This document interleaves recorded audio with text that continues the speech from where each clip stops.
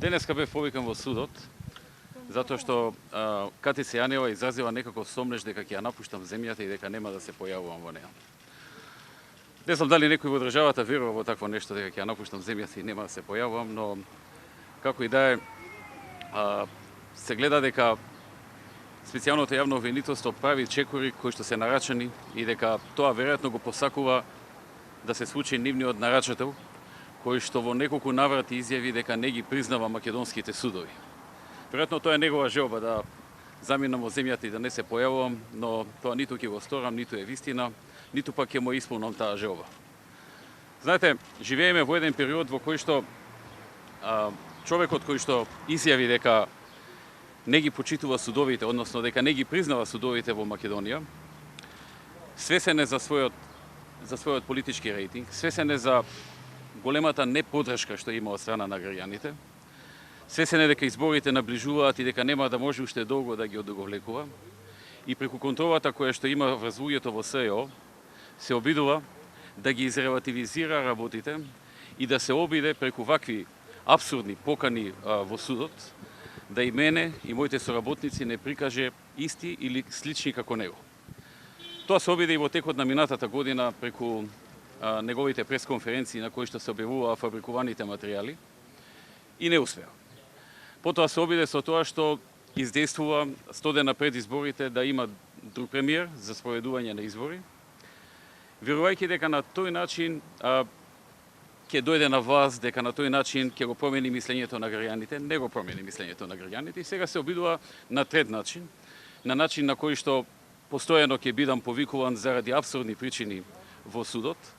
и ќе треба да давам вакви изјави, да се правдам, иако немам никаква вина, за народот да ја промени перцепцијата и да почне да мисли дека можеби и ние сме, и јас и моите соработници сме слични на човекот кој што даваше изјави дека не го признава судот во Република Македонија. Тоа нема да му помогне, тој тоа ќе го види на денот на изборите, вечерта на изборите. Мислам дека ќе го осети и преходно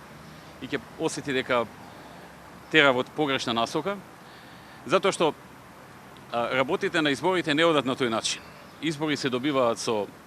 една посветеност, со една одговорност, со програма, со дела, со работа, со честно работење, а не со апсурдни чекори, со манипулации, со лаги, со невистини, со шпекулации или со слични работи со кои што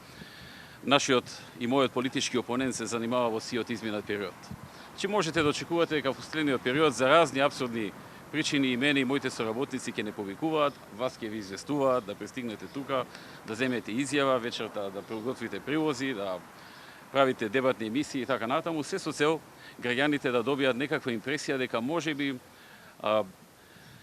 нашите опоненти и мојот опонент во опозицијата, кој што е добро познато колку е криминоген по сите негови действија во минатото, тргнувајќи од разни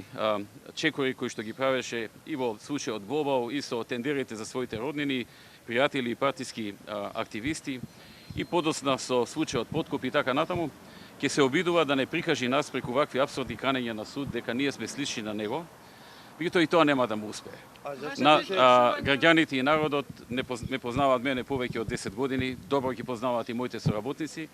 и што е најдобро и најважно, многу добро го познаваат и него. Така што на изборите се ќе стане јасно и се ќе биде расчистено. Затоа е важно, се извинувам ако може да ја завршам изјавата и да не ми упаѓате ако може. Така што изборите кои што ќе се одржат, кога и да се одржат, ќе бидат најјасниот одговор за ова политичко раководство на Социјалдемократскиот сојуз. Она што го прави СЈО практично е нешто од кое што ќе се срамат во иднина. Меѓутоа, тоа е времето во кое што живееме. Живееме во време во кое што имам политички опонент кој што има сериозно ниска подршка од граѓаните и кој што се темели меѓу другото и на неговата криминогеност и се обидува на ваков начин преку апсурдни барања од типот дека ќе се ме напуштил земјата и слично, нема да се појавувам, се обидува да ги релативизира неговите со право повикувања на суд и да прикаже слика во јавноста дека сме слични или исти.